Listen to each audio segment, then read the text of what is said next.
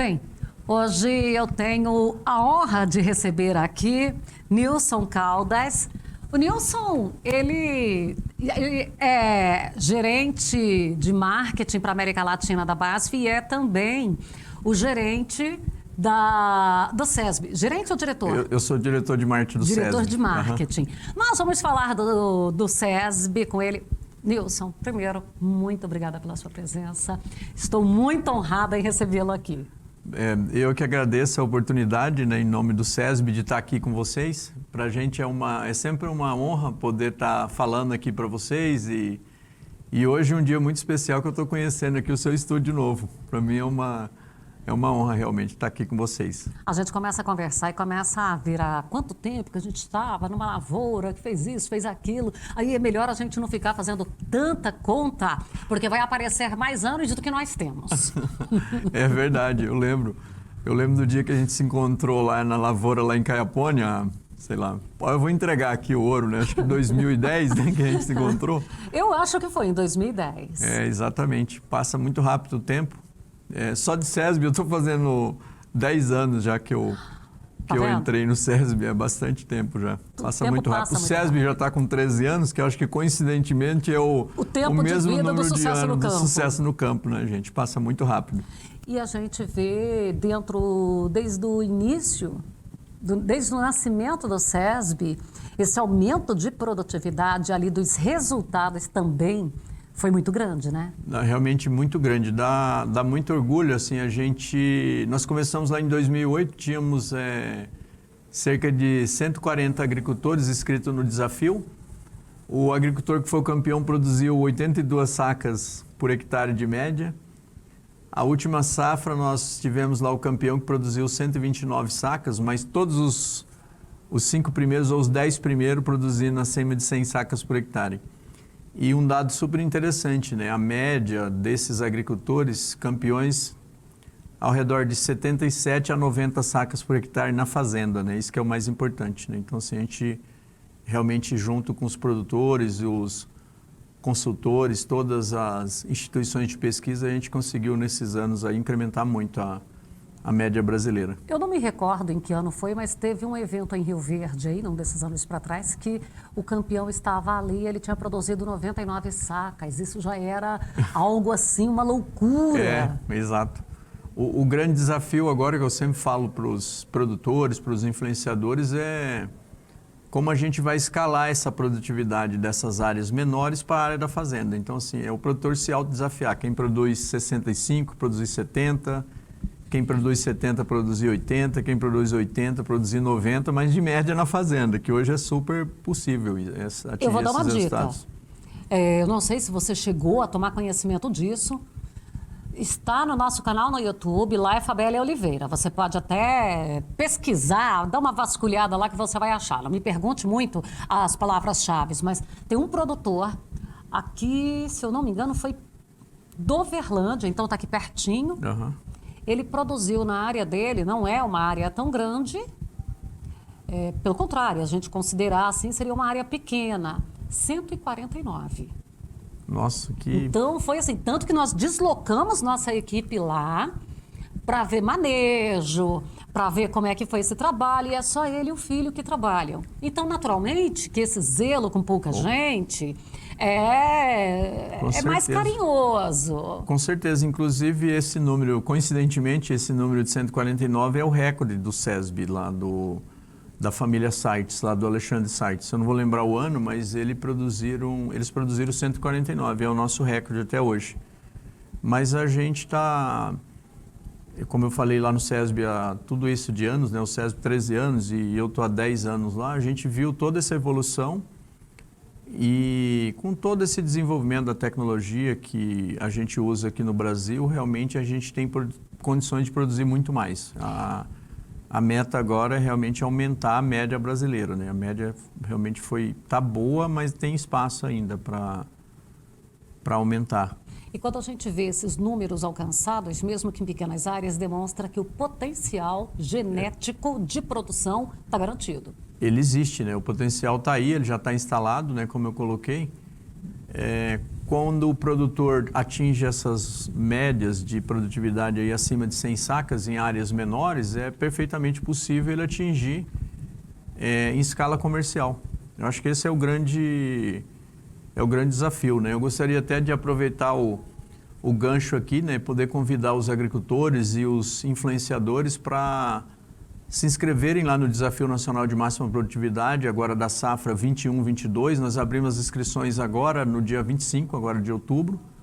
Ela vai até em janeiro, mas é muito importante já ir se inscrevendo, conversar com o seu consultor, conversar com o seu influenciador e se inscrever lá no intuito de não só de ganhar, mas se desafiar a produzir mais na sua fazenda e, sobretudo, fazer essa troca de experiência com os outros agricultores do Brasil inteiro. Isso é muito rico e a gente viu que nesses anos todos é o segredo do sucesso.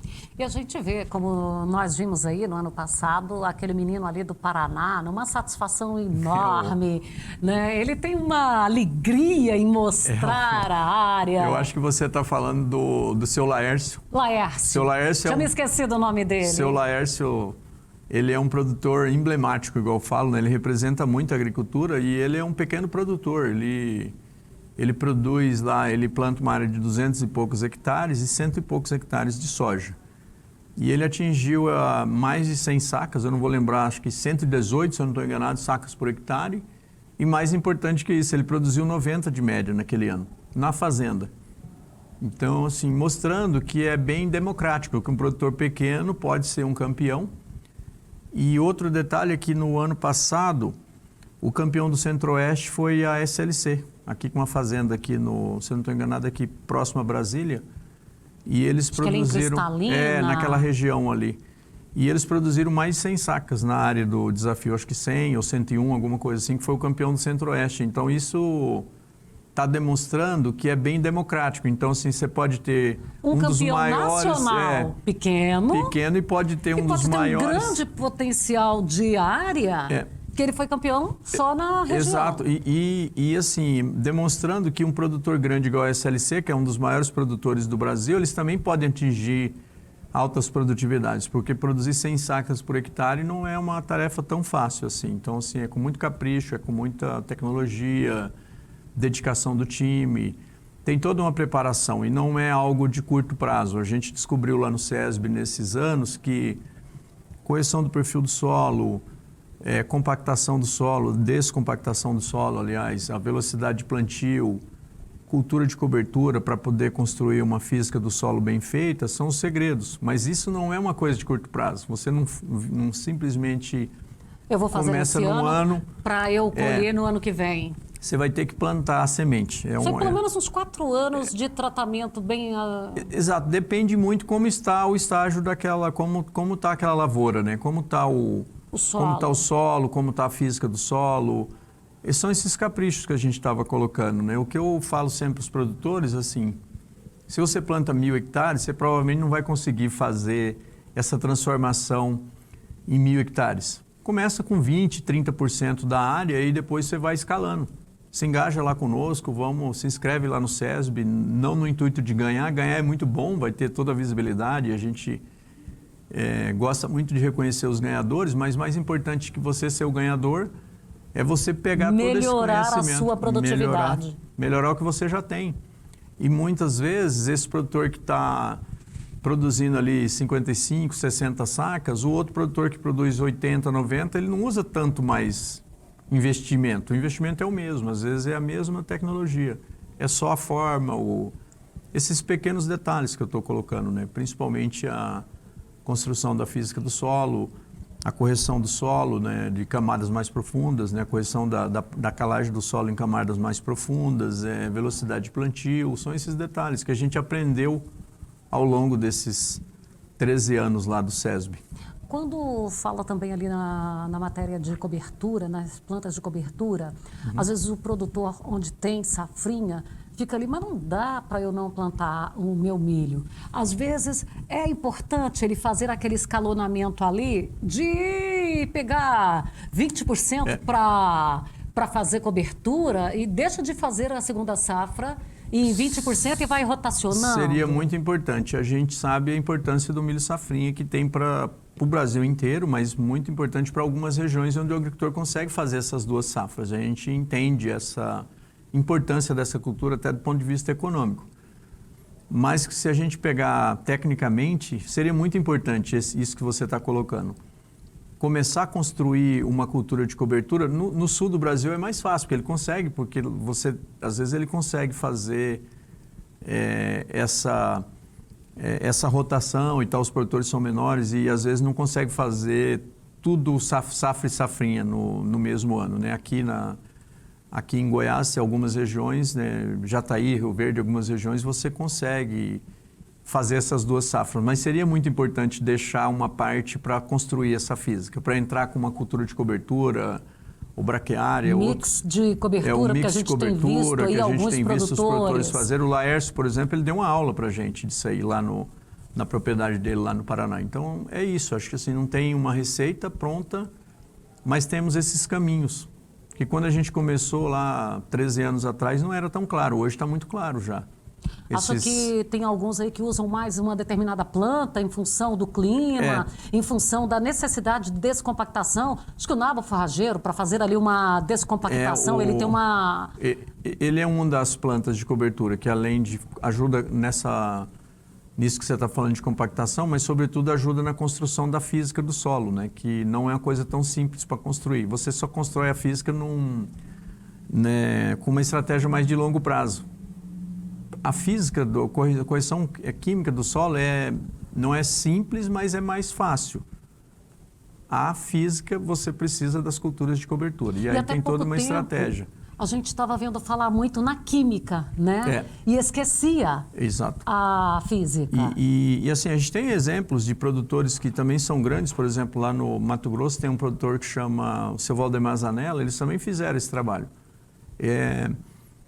Ele também tem um sistema de rotação, né? Ele tem milho pipoca, ele tem feijão, ele tem crotalária, ele tem uma série de culturas que ele usa lá, que ele conseguiu fazer isso. Então, assim, acho que cada um tem que estudar o seu ambiente e ter essa mentalidade que às vezes é melhor não pensar só no resultado no curto prazo, mas como você vai criando essa estratégia e corrigindo o teu solo olhando mais o longo prazo, né? Não olhar o dia a dia é muito importante, porque o produtor, a gente sabe, se a gente perguntar para 10 produtores qual que é o sonho dos 10 produtores, o que é o ponto de dor, ele com certeza vai falar para você que é aumento de produtividade, porque o custo aumentou muito nos últimos anos, né? A gente está vivendo uma safra também desafiadora nesse ponto de vista.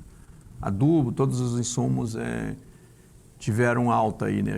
Eu falo que é o efeito China, que agora a conta do efeito China chegou, né? A desestruturação das cadeias produtivas de vários setores. Lá na base. E agora a conta chegou. E obviamente, o produtor ele precisa ter esse resultado no curto prazo, mas também é preciso pensar no longo prazo para poder ter aquela escalada de produtividade que eu falei, né? Sair de 60 para 70, para 80, ou até mesmo para 90, como a gente já tem produtores que estão conseguindo esses resultados incríveis, né? Bom, e para a gente encerrar aqui, não sei se vocês têm feito algum comentário aí dentro do SESB, a preocupação com a disponibilidade de insumos. A gente está lá, obviamente, no SESB com várias pessoas da cadeia da indústria, inclusive eu também faço parte da indústria de defensivos e realmente isso é uma coisa que nos preocupa muito, né? Esta safra, a gente já teve relatos de vários produtos que enfrentaram dificuldades aí, por exemplo, glifosato. O glifosato acho que é o que mais a gente ouviu falar. E o que eu poderia falar é que para os produtores e para todo mundo que está na cadeia, a gente caprichar cada vez mais no planejamento. Não deixar para fazer as suas compras muito em cima da hora. Ter um planejamento também na fazenda, antecipado daquilo que você vai usar. Quando a indústria se posicionar, na hora certa você entrar para poder garantir o seu suprimento. Porque também a gente já teve esse desafio esse ano. E me parece, porque para o ano de 22 também nós teremos alguns desafios com relação a toda a cadeia, né? É o efeito China que eu coloquei, né? Então, o efeito China ele vai Ele pegou, por exemplo, se você é um produtor hoje que quer comprar uma máquina, a gente está sabendo que tem fila aí para comprar máquina. Tem, Então, você não consegue entregar a máquina. A gente teve os desafios do adubo agora para a safra atual. E que não tem container, não para tem safrinha, navio. exatamente. E obviamente, para os defensivos, para todos os outros produtos da cadeia também, com certeza, esse desafio está aí posto para a gente. Mais um, eu acredito que a gente vai superar, mas superar com planejamento, com escolha certa, né? Escolher as empresas certas para fazer o seu negócio no momento certo e garantir o seu suprimento para a safra. Hoje eu ainda comentei em outro local que o produtor, em toda safra, ele tem alguma coisa tensa. E eu não tenho estrutura emocional para conseguir levar isso aí. O produtor realmente ele é eu diria, eles são os heróis. Eles têm que tomar muitas decisões, muitas de curto prazo, muitas de longo prazo e uma safra sempre é diferente da outra. Cada vez é um desafio, por isso que eu admiro muito os agricultores e tenho muito orgulho também de trabalhar na agricultura, de estar aqui ajudando a alimentar o mundo, sabe? É uma coisa que eu faço com muito orgulho e os agricultores, eu acho que todo mundo que está na cadeia do agronegócio tem que ter muito orgulho para trabalhar nesse setor e ajudar a sustentar o Brasil, né? E obviamente, alimentar o Brasil e alimentar os outros países, né? O Brasil hoje é um país que produz alimento para mais de 1 bilhão de pessoas, né? Isso que 4 vezes o que nós precisamos. População brasileira, hein? Então, isso é muito importante. Nilson, brigadão por esse bate-papo. Obrigado a você. E quando estiver por aqui, com certeza, a casa é sua. Passaremos aqui. Em nome do SESB, eu quero agradecer mais uma vez vocês a oportunidade da gente poder fazer esse bate-papo aqui. E mais uma vez, se engajem conosco, se inscreva no Desafio Nacional de Máxima Produtividade do SESB da safra 21-22.